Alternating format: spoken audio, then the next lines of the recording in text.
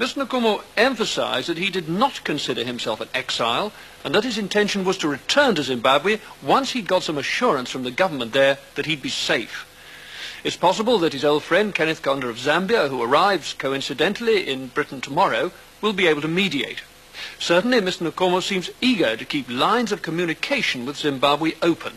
In his interview with Jeremy Paxman, he was anxious to stress the need for reconciliation and to downplay the dangers of tribal war. Dr. Nkumo, on reflection, do you think that it was right for you to leave Zimbabwe? Well, I don't think it needs any reflection. It was a question of threat to my life. I had to leave, I had to be somewhere in order that I'm able to try and help in settling the problem that had arisen. There was no doubt in your mind that your life was in danger? I don't think there is anybody who is in doubt. For 3 people having been killed in my house, it was quite obvious what would have happened if I had remained. Where do you believe the threat to your life came from? Well, it came from the 5th Brigade when they invaded my house and reinsected and killed the 3 people in the house. What's your view of the 5th Brigade? Well, I think I did say my point when it was being formed. I said it to the Prime Minister that it was a pity a brigade outside the National Army was being formed, and that I feared it would be used as a political army apart from the National Army. It appears it is being used so. Many people suggest that it's a tribal army. Well, it could be a tribal army, but in fact not a Shona tribal army, as some people say it is. Some people believe that because the 5th Brigade is made up of Shona-speaking young people, and therefore its actions are actions of the Shona against Ndebele. I think this is a misrepresentation. I don't think it is so. There are many people in Matabeleland who believe that when they're confronted by a Shona section of the army, and they're Ndebeles, that then that is a tribal issue. Well, when you're confronted by people who speak a language and they do harm to your life, yes, you do come to wonder whether it is not a tribal and complete Shona against Ndebele. But here I am talking as one who knows that in fact it is not so. It is a mistake for anybody to believe that the Shona have organized against Ndebele. This is not so. If it's not a tribal issue, then what is it? It could be a political issue, as I said earlier to the Prime Minister when it was being formed. I said I feared it could be a political party army, and this possibly is what it is, and not a tribal as such. It does not embrace the tribe, the people of Shona-speaking people as against Ndebele. How much has your party suffered at the hands of the 5th Brigade?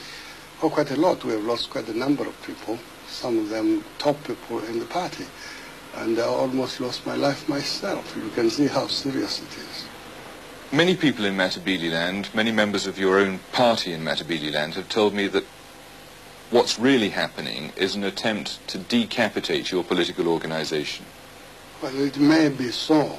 It may be so. But again, it's a problem. If it is so, it's a problem that we should look into and see that that doesn't happen, because it is not possible for Mr. Mugabe or anybody else to decapitate a party like ZAPU just that way, by using violence. If one wants to have a one party, that might be the thing, a one party state, I don't think it would be the right thing to go about it in a violent manner, because you will not win the hearts of the people. If they want that, if Mugabe wanted that, the best thing to do is to organize, to win the hearts of the people and show what he can do for them, and not to shoot them into submission. Do you believe that it's happening as part of Mr. Mugabe's policy for a one-party state? I wouldn't say it is, but it may be. It may be that. Do you concede that the government did have and does have a continuing security problem in Matabeleland? Well, the unfortunate thing is this, that the extent of the problem has never been revealed. That is unfortunate. I had tried to suggest to government that it was important to have a parliamentary select committee in order to discover the extent of the problem. But there's no disputing things like the kidnapping of the tourists, the kidnapping of white farmers, the murdering of white farmers, 4 killed only this weekend. Depends who kills them, you see. Who do you believe killed them? I don't know. This is what we have got to discover. Who kills them? Who kidnapped these people? The government claims that it's former Zebra fighters. Well, former Zebra, not Zebra. You see that? The difference between former Zebra. Who is responsible for former Zebra but government? Not ZAPU. So this is the position. The government claims that ZAPU supports the dissidents. No, this is a mistake. If the government believed that, as I said at home, if the government believed that, the best thing to do is to prove that it is so. This is why an inquiry was important, to establish that. But there is nothing established. Do you condemn the dissidents? I've condemned them several times at home. Do you condemn them now? Of course, yes. I mean, who would not condemn dissidents? The name dissident itself is outside the course, and therefore we condemn this type of thing.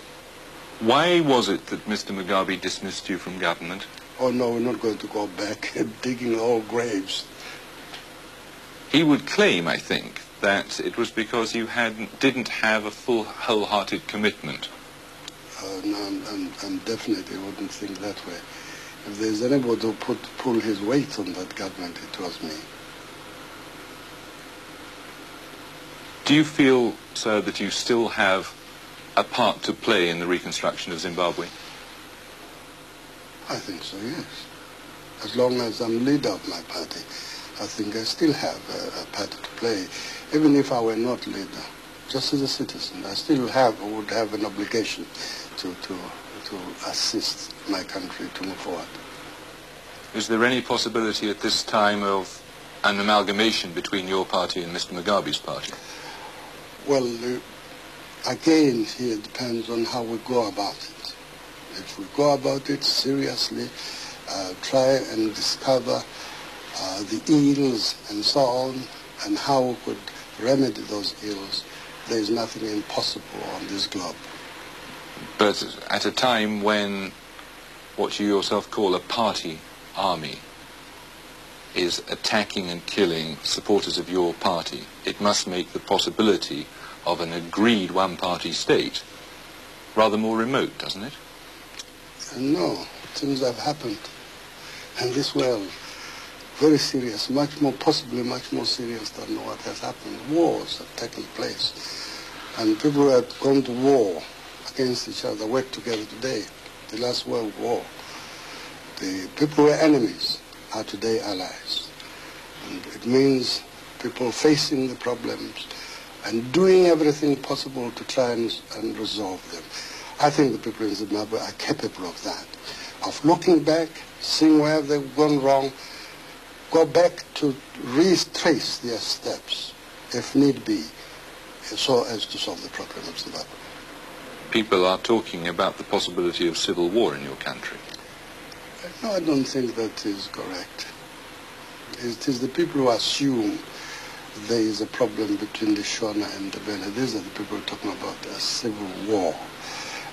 It's a problem, a very serious problem that has arisen in our country. It needs careful handling, it needs patience, it needs objectivity, that type of thing. I think we need that. The problem can't really be solved as long as you're outside the country, can it?